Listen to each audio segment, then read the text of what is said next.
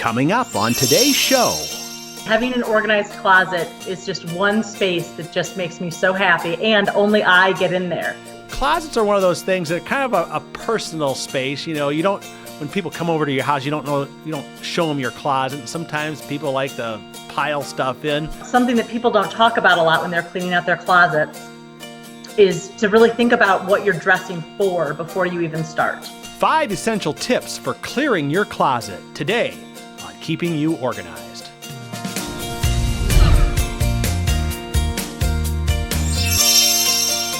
Hello and welcome to Keeping You Organized. Today we are going to clear our closet out, and we have 5 essential tips that we are going to share with you today. And when I say we, I mean Liz Byrne from alchemyoforder.com. Liz, welcome back to Keeping You Organized.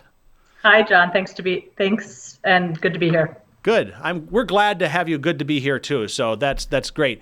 Anyway, so closets are one of those things that are kind of a personal space. You don't, when people come over to your house, you don't show them your closet. And sometimes people like to pile stuff in, but it's also a space you pretty much have to access every day. So what kind of tips do you have? What are our 5 tips for clearing the closet? Well, I think it's interesting that you consider it personal space, because I absolutely show off my closet all the time. Well, that's because you're a professional organizer, and I'm sure everything is just perfect in there, right? It just makes me so happy. Having an organized closet is just one space that just makes me so happy, and only I get in there. This isn't public space that the family can make disorganized. I totally control that space. So I'm super happy to talk to you about this topic, because I'm wildly passionate about the thrill of clearing out my own closet. And I think I have some tips that would really help your viewers. Well, good. And I think you made a good point there too. I mean, you're doing this for yourself. I mean, so even if you do a great job of clearing out the closet, it's not to necessarily show off to anybody. It's to make yourself feel good. So let's hear tip number 1. And that it does. Well, I think something that people don't talk about a lot when they're cleaning out their closets is to really think about what you're dressing for before you even start. So before you even pull anything out, I just want people to get really clear about what are their activities and what do they need to be dressed for. So I really have 2 categories in my closet. The fancier clothes, which is when I'm going to be public speaking, or when I'm going to go to a NAPO meeting, or when I'm going to go to a conference, any time that I need to be much more polished or professional. So I have that section, and then I have my more casual, because as an organizer, I'm also in basements and garages and lots of dirty spaces. So I need my clients to see that I can get dirty too. So I've got my jeans and my hoodies and my t-shirts, and that section that says, I'm casual, I'm washable, bring it on, let's get dirty. So I think people need to just categorize their life in some way, and people may have more categories than I do, but what are your activities? What do you need to get dressed for? And can you differentiate and categorize those in some way so that you can differentiate and categorize your closet the same way? Okay. Now, I'm not going to get ahead of the game, because I bet you're going to also subdivide in there, but because I'm thinking about my closet, and I have probably have my work clothes up on the top, and on the lower level I have the casual clothes. So anyway, I mean that's kind of what I'm thinking. But so we've come up with these categories. Then what do we do next? So you already have your clothes divided that way. Yeah, I do now. But the question I was going to ask, but I didn't want to, is I also have all the shirts.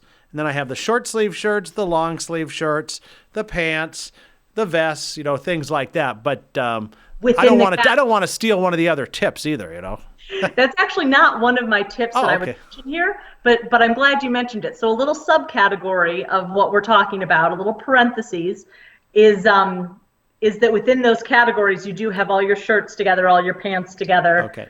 And if you want to take it one step further, I even put the least amount of fabric, or the tank tops, on the far left, all the way to the turtlenecks or the sweaters on the far left. I'm sorry, far right. Right. So just like you're reading a sentence in a book, left to right, minimal fabric or lighter weight clothing to heavier weight clothing. Okay. Well, that's good. So people got a bonus tip out of this. So that's really 5.1 tips to clearing your closet. But anyway, that's good. Good. And then my second thing that I really want people to think about when they're cleaning out their closet, which they might not automatically think about, is the 80-20 rule, that we wear 20% of our clothes 80% of the time. Mm-hmm. So out of 10 days, 8 of those days we're wearing the same things. So it only makes sense to kind of get rid of all the extra stuff. So we're always going back to the same items for a reason. They are comfortable, they feel good on our skin, they don't have a tag that's annoying, etc. So just get rid of the other stuff. Just wear your top 20% of your stuff, because you already are, 80% of the time. So just get rid of the rest. Now, that's interesting because my wife would claim in my casual section that it's 91-1. I've got one shirt that I like to wear all the time, and then all the rest of the stuff. And it's like, will you please change that shirt, But that's... I hear that a lot. Yeah. Yeah. So great. I mean, wouldn't that be great if you only wear one casual shirt just to have one casual shirt? She wouldn't like that, though. That's the only problem. So, but you gotta have a little variety, You're doing it right now, even though you're having all of these extras. So right. I just like to call a spade, and if we're only wearing this amount of our clothing, just keep that amount. So how do you, like when you're working with a client, how do you get them to, do you pull everything out and try to put it in 80% and 20% piles and then tell them, okay, well that 20% pile, give it away, get rid of it, or do you put it in a different part of the closet, keep it? I mean, what's the exercise? I think people naturally know what they wear and what they don't. And so my real question is, do you wear this? And that's really all I care about. And people will be pretty forthright about, I haven't worn it in a few years, it actually doesn't fit me. Women tend to have a lot more clothes than they actually wear. Okay. And part of that is fantasy closets, is what I like to call it, which is when we buy clothes because they're so fabulous, adorable, flattering, but we have no place to wear them. They don't fit into our categories. So our closets are jam-packed with clothes that we actually are not going to be wearing. Right. But that comes up naturally in the process when you ask people what they actually wear.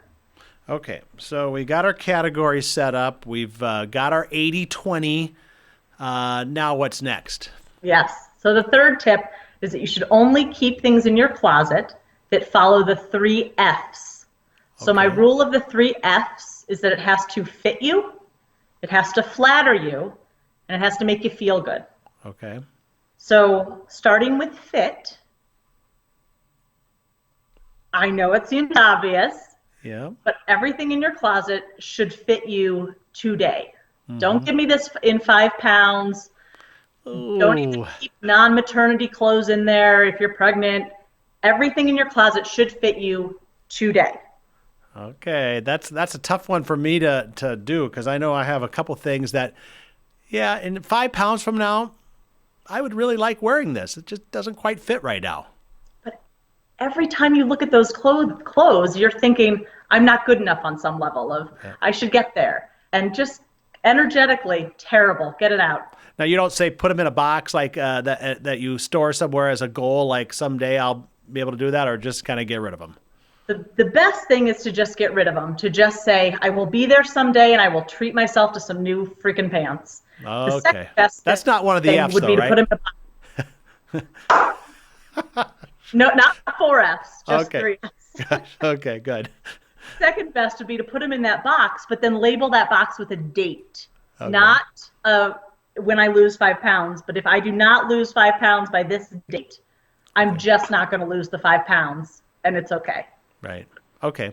That's a fair enough compromise, I think. Thank you. Yeah. Everything has to fit you.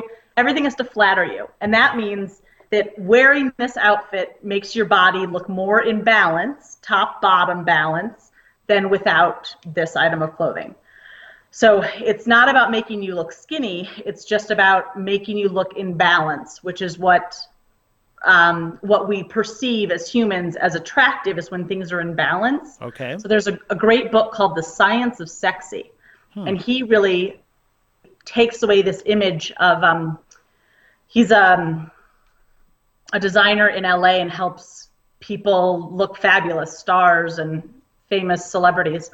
And he really takes away the idea that we're trying to be skinny or we're trying to have certain proportions. And he just says, you need to look proportional. Top and bottom need to look even.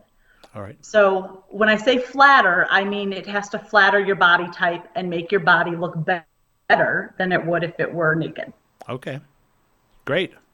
I think there's one more F, right?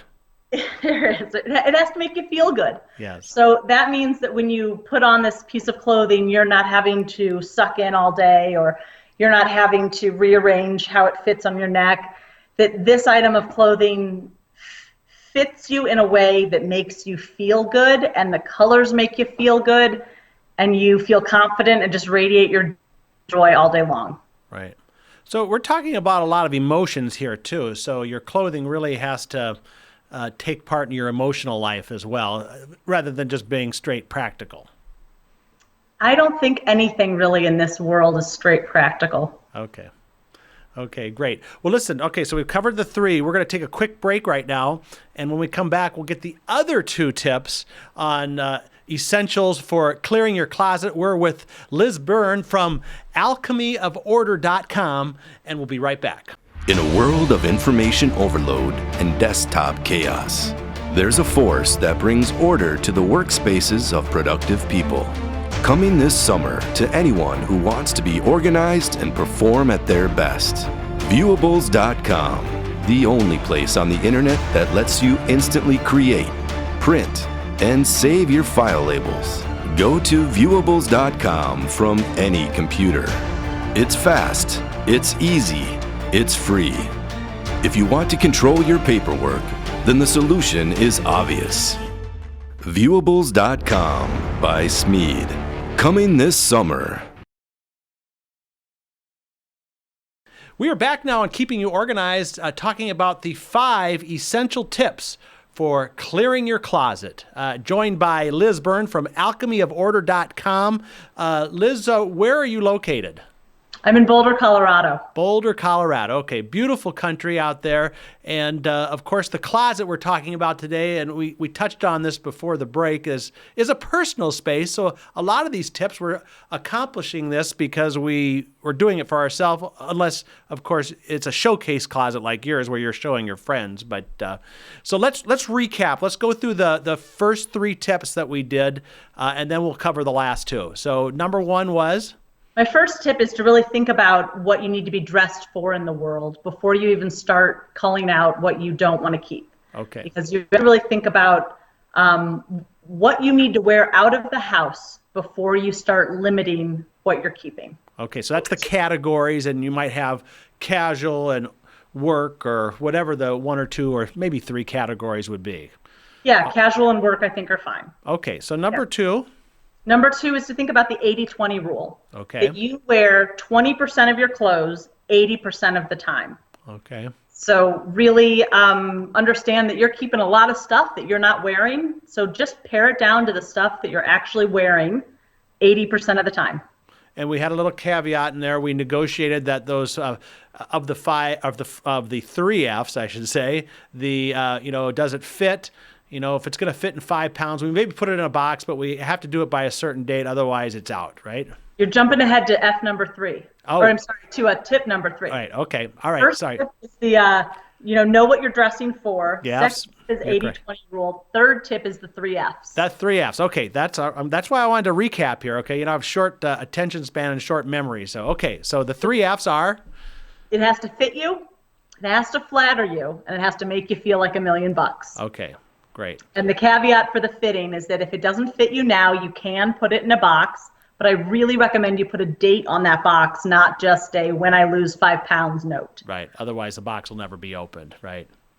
Yeah, and never discarded. You have to really be clear that if I don't lose this weight by March, no one's going to lose this weight, and I should just give it up. Right. Okay, well, now we're into number 4. Let's move on and find this great essential tip for clearing our closet. So number 4 is one of my favorites, and it's a hidden tip that, again, people are not talking about a lot. But I think in every closet, you need to have a basket for donation and a basket for dry cleaning or repairs. Oh, okay. My dry cleaning repairs happens to be 1 because I just don't have that much. But but you can separate them all out. But the minute you think I need to donate this, or the minute you think I need this repaired or to send it to the cleaners, you need a place to put that so it's not just jumbled up in your closet. That's a good tip. Yeah, we have at our place, we have the like a bag for things that need to be cleaned, that especially the dry cleaner, they come and they pick it up. So that's not a basket, but the bag works really well for that, because then it's not on a hanger and you can't wear something that's dirty. Right. Is that bag in your closet? It is. It's actually hanging. We have, the metal closet system, and it's hanging on one of the little corners. Great. And do you have any kind of system if you're missing a button, or if a zipper's busted? Yes, I put it on a chair. Not quite the good system, but I like your idea of having a basket for that. Well, you do have a system, so I applaud you for that. And I would invite you to entertain the idea of even putting one of those cloth shopping bags in your closet for repairs. Yeah, no, I really like that idea. It's good and then maybe get some tape, like if a button comes off, and tape it on there. But yeah, because you never really have time to fix what it is you're trying to fix when it breaks or rips or whatever. So. Yeah, I can imagine that chair might get pretty piled. Yes. Well, it's actually supposed to be there so we don't miss it. It's like putting your keys in front of your door so you don't forget them when you're walking out. But that's a whole nother episode. It sure is. And then my fifth tip is to have some good hangers. Okay. And I am an environmental organizer. I try and do everything zero waste. And one of my tips is to have eco hangers. Okay. And this is a company that I just am really passionate about. They're called Ditto Hangers, Ditto. And they're made out of cardboard. And the deal with this company is that they looked at the life cycle of the fashion industry, and they realized that when all of these clothes were shipped to Gap, Banana Republic, Old Navy, Ann Taylor, they would come in cardboard boxes. They would have paper inside between the clothing items, but then they would also have metal hangers. So they created a dense cardboard hanger that you can write on, which is helpful when you're trying to match outfits or when you're needing to say this needs to go to the cleaners. But these cardboard hangers are now recyclable with all the other materials that are automatically being recycled by all of these big corporations. Okay. So it really cuts down on landfill waste, and it cuts down on getting all of those metal hangers into landfills specifically.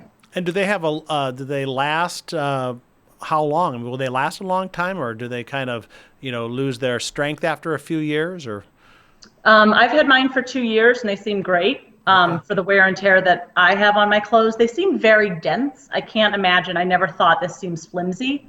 Okay. They're kind of pressed cardboard, but how fantastic that they can just end up in the cardboard recycling when you're really done with it. Absolutely. No, that's a great tip. Okay, now we've got the 5 tips, but there is one thing that's conveniently missing out of this closet organizing episode here, and that is, what do we do with all the shoes? Now, I'm not talking my shoes, but let's just say someone else's shoes. So the average woman has 50 pairs of shoes, and men like to joke with me that they always knew their wife was above average. Yes. Shoes. I think we have a shoe problem in America. I really vote for consolidating your shoes. Whenever I bring home new shoes for my husband, I always make him get rid of 2 pairs. I think if you just really looked at your shoes and also thought about traveling, because whenever I think about traveling, I can really get down to the shoes that are most comfortable, most practical, and attractive pretty quickly. When we went to Hawaii recently, we took 1 pair of shoes each. They were Keens, and they're kind of like Tevas that you can go hiking in, but they're waterproof, and that was all we needed for 10 days in Hawaii were these Keens. And I just think that we need a lot more than we do. So I'm really big on narrowing down the shoes. So you're saying you have under 5 pairs of shoes? For this winter season. Now, do you store the other ones, or what do you do? Sure. I do have a box for my summer shoes. Got it. Well, I think that's a good tip too, and we're not going to win the argument on this one because of course there's colors and outfits and coordinating and just the sheer fact that some people just like to buy shoes. They like a little change of pace, but the idea of getting a one or two out whenever you bring one in, well, that's going to have to be a negotiated settlement with some people, I think. It's true. It's true. Great.